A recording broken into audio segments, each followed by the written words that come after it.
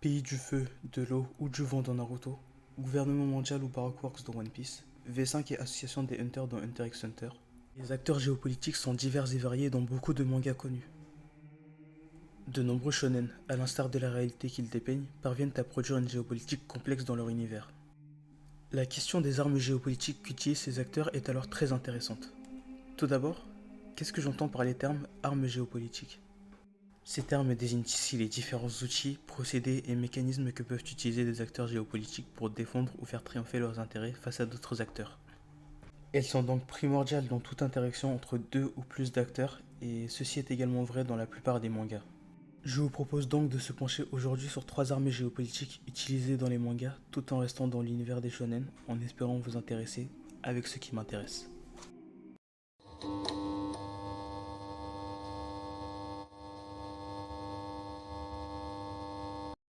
Arme numéro 1.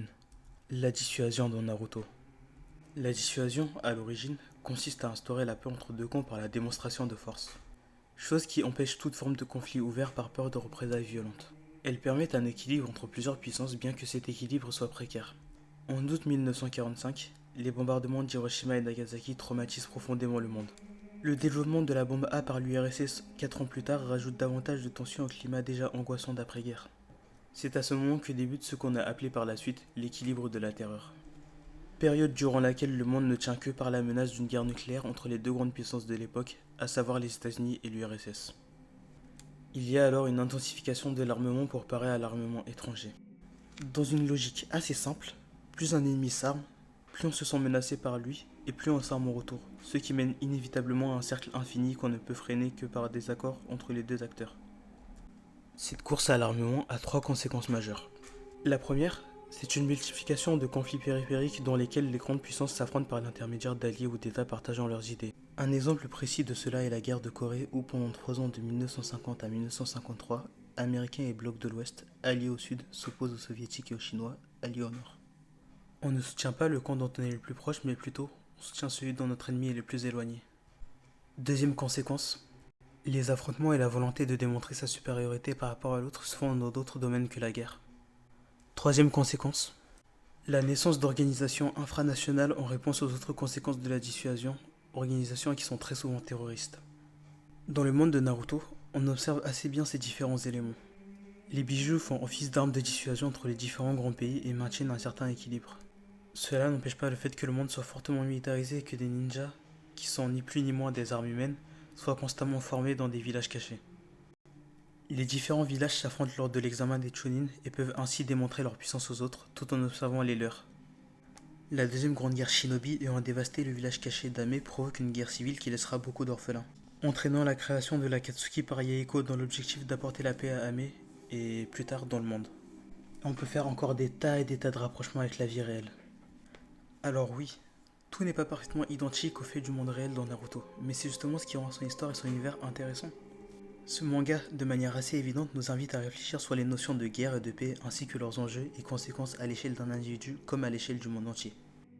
Arme géopolitique numéro 2. La cooptation dans Hunter x Hunter. Alors pour définir la cooptation, il faut donner une définition assez compliquée pour un concept qui est au final assez simple. La cooptation, c'est la structuration d'une situation de telle sorte à ce que d'autres acteurs fassent des choix ou définissent des intérêts qui nous avantagent. C'est, dit de manière plus simple, faire croire à l'autre qu'il agit dans son propre intérêt alors qu'il agit dans le nôtre en réalité. Pour clarifier tout ça, rien de mieux qu'un exemple concret. Au début des années 1910, Henry Ford, patron de la multinationale Ford, décide de hausser les salaires de ses ouvriers. Évidemment, vu comme ça, c'est tout bénef quand on travaille chez Ford. On gagne plus sans travailler plus. Mais Henry Ford a plusieurs idées derrière la tête. Déjà, améliorer la productivité de ses salariés qui seront plus enthousiastes à travailler et à terme, indexer leur salaire sur la production. Ensuite, faire de ces salariés des clients qui achèteront les voitures qu'ils ont eux-mêmes assemblées grâce à leur surplus d'argent. Au final, Ford est gagnant dans l'histoire, car c'est lui qui structure la situation à sa guise et il peut ainsi s'enrichir grâce à la bonne volonté de ses ouvriers. Résultat, Ford a dominé l'industrie de la construction automobile pendant un siècle et est toujours dans le top 10 actuellement. Dans Hunter x Hunter, Le V5 se retrouve dans une position délicate en ce qui concerne la volonté de Kakin de coloniser le continent maudit. C'est dans cette situation compliquée que la décision de Steiner de faire intégrer le V5 à l'empire de Kakin et ainsi devenir le V6 relève du génie. Qu'attend-il de cette décision? Eh bien, au-delà du fait que les États du V5 ont l'intention de duper les ressortissants de Kakin en les envoyant sur un faux continent maudit, Steiner fait de Kakin une sorte de bouclier médiatique au cas où la réelle expédition sur le continent caché venait à être un échec, chose extrêmement probable par ailleurs. Cependant, du point de vue de Kakin, ils bénéficient du soutien des autres grandes puissances et ils ont tout à gagner à suivre le plan du V5. Ici, on nous rappelle une chose qui paraît évidente mais qui ne l'est pas tant que ça. Même lorsqu'une affaire semble être à notre avantage, ça peut tout aussi bien être le contraire. C'est pour cette raison qu'il faut analyser toutes les éventualités dans une discussion avant de donner une réponse finale, et on n'est d'ailleurs pas à l'abri que Kakin et Beyond aient un coup d'avance sur le V5. Arme géopolitique numéro 3. La désalphabétisation dans One Piece. Alors oui, le terme est bizarre et peut-être même qu'il n'existe pas, mais avant d'essayer d'apporter une définition, il faut que je parle d'un événement précis dans l'histoire. Avez-vous déjà entendu parler de l'incendie des livres et de l'enterrement des lettrés? Certaines sources rapportent que dans la Chine impériale du IIIe siècle avant Jésus-Christ, l'empereur Qin Shi Huang aurait brûlé la quasi-totalité des ouvrages confucéens, à la fois pour renforcer son pouvoir et pour promouvoir son idéologie légiste comme unique idéologie valable dans la Chine nouvellement unifiée. Ces mêmes sources rapportent qu'il aurait également fait enterrer des centaines et des centaines de lettrés. Des lettrés appartenant à l'école confucéenne, bien évidemment. Résultat, une majeure partie des ouvrages de l'époque ont disparu bien que le confucianisme ait continué d'exister par la suite. Ce que j'appelle désalphabétisation, c'est l'entreprise par laquelle un État décide de supprimer des savoirs au sein d'une population donnée en les détruisant tout simplement, en empêchant leur propagation justement parce que ces savoirs représentent une menace pour cet État. Les savoirs en eux-mêmes ne posent pas problème. Ils posent problème dès lors qu'un opposant au pouvoir les possède, ou tout simplement un ennemi, et qu'il est apte à les utiliser contre le pouvoir. Qin Shi Huang aurait d'ailleurs fait conserver au moins 2 copies de chaque livre dans la bibliothèque impériale, copies qui ont été perdues par la suite lors d'un conflit. Dans One Piece, les recherches que menaient les savants de l'île d'Ohara sur le siècle oublié menaçaient vraisemblablement le gouvernement mondial et ce qu'ils auraient pu découvrir inquiétait les gens d'en haut. Chaque personne apte à lire les poneglyphes détenait potentiellement le pouvoir de renverser l'ordre établi et bouleverser le monde. C'est en étant bien conscient de ça que le gouvernement mondial fit interdire toute recherche sur ce fameux siècle oublié.